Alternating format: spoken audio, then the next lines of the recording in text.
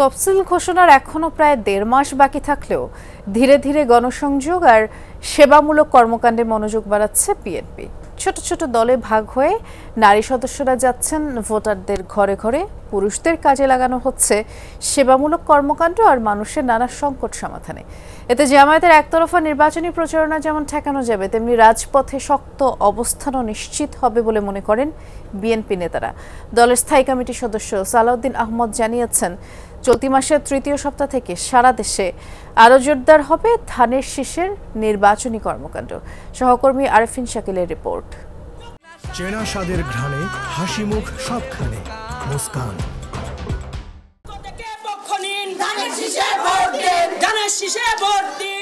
দলের পক্ষে ভোট চেয়ে কয়েকদিন ধরে রাজধানীর নানা এলাকায় সরব জাতীয়তাবাদী মহিলা দলের নেতাকর্মীরা।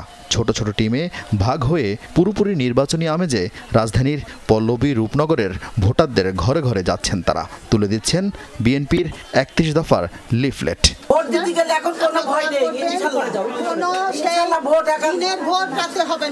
কিন্তু নির্বাচনের এখনো তফসিলি হয়নি। তবুও কেন গণসংযোগে বিএনপি নেতারা জানালেন, তারা এতদিন চুপ থাকলেও বসে নেই জামায়াত। দলটির মহিলা কর্মীরা কেন্দ্রভিত্তিক প্রচারে নামেন আরও কয়েক মাস আগে। মূলত সেই একতরফা প্রচার ঠেকাতেই বিএনপিও নারী সম্পৃক্ত গণসংযোগ আর ১৪ অক্টোবর থেকে জেলাভিত্তিক সেমিনার করার উদ্যোগ নেয়। কেন্দ্রভিত্তিক এলাকাগুলো নির্ধারণ করে আমরা ৩ জন করে, একজন দলনেতা ২ জন কর্মী নিয়ে এক এক দিন এক এক এলাকার প্রত্যেকটা লাইন, মানে আমাদের প্রত্যেকটা লাইন অনুযায়ী আমরা ডোর টু ডোর যাচ্ছি। আমরা যে আশানুরূপ সাড়া পাচ্ছি যে তাদের একটাই কথা যে ভোট হবে, আমরা ভোট দিতে পারবো। এছাড়া পুরুষ সদস্যদের সেবামূলক কাজে যুক্ত করেছে বিএনপি। উত্তরা ১৫ নম্বর সেক্টরের এই লেক ছিল এতদিন ৩ কিলোমিটারের নর্দমা। স্থানীয়দের কাছে যা ছিল রীতিমতো অভিশাপ। বিএনপির প্রতিষ্ঠাবার্ষিকীর র্যালি বাদ দিয়ে এই লেক পরিষ্কারের উদ্যোগ নেন মহাসচিব মির্জা ফখরুল। সেই ডাকে স্থানীয় একজন প্রার্থী ও তার সমর্থকরা কয়েক সপ্তাহের বিরামহীন পরিশ্রমে প্রাণ ফিরিয়ে আনেন মৃতপ্রায় লেকটির। মুক্ত করেন দুই পারের অবৈধ দখল। ওয়াকওয়ে ব্যবহারের উপযোগী করা হয়, যা প্রশংসিত হয় স্থানীয়দের মাঝে। তারেক রহমান ইতিবাচক রাজনীতির যে সূচনা উনি করেছেন বা আমাদেরকে উদ্বুদ্ধ করেছেন, তার একটি ছোট্ট নমুনা এটা। এবং মানুষ আমাদের প্রতি অনেক আশা আকাঙ্ক্ষা রাখে যে আমরা ভোট চাইলে অবশ্যই আমরা ভোটে সারা পাবো ইনশাল্লাহ। এমন উদ্যোগ বিএনপির নতুন না হলেও প্রতিপক্ষের কৌশল বিবেচনায় তা ফের জোরদার করতে চায় দলটি।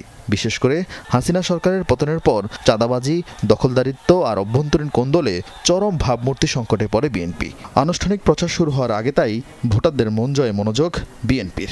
এই মাস থেকেই আমাদের সকল কর্মকাণ্ড নির্বাচনমুখী জনসংযোগ এবং প্রচারণা ব্যাপকভাবে শুরু হবে। বা প্রতিদ্বন্দ্বী পক্ষ কি আচরণ করে সেটা দেখেই আমাদের কৌশল নির্ধারণ করতে হয়। এগুলো কোনোটাই চ্যালেঞ্জ নয়, এগুলো হচ্ছে কৌশলের পাল্টা কৌশল।